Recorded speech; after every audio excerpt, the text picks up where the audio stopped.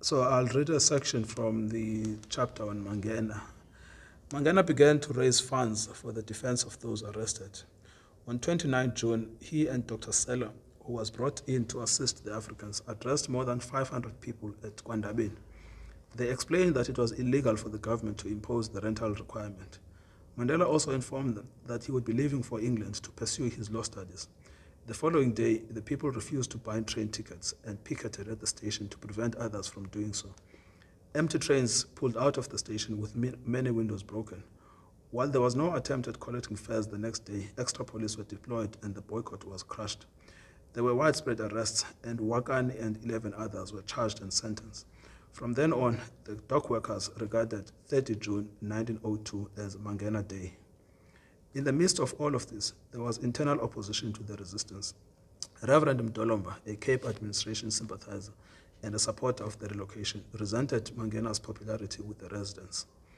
He was later to make accusations about Mangena having improperly pocketed funds meant for the community, though the charges proved groundless, as becomes clear below.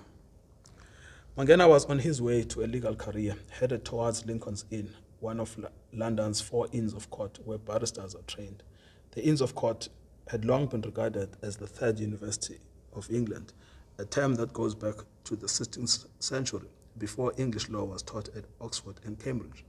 In those universities, only civil, Roman, and canon law were taught, so the only place where English law could be studied was at the Inns of Court.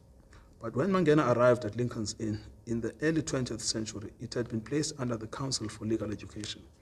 Before admission, applicants were required to pass an examination, either the matriculation examination offered by the University of London or the University of Cambridge or Oxford.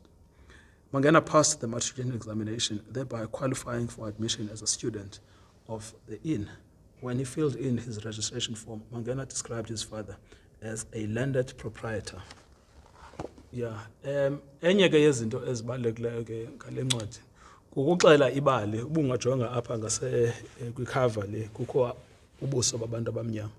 Kukuxela ibali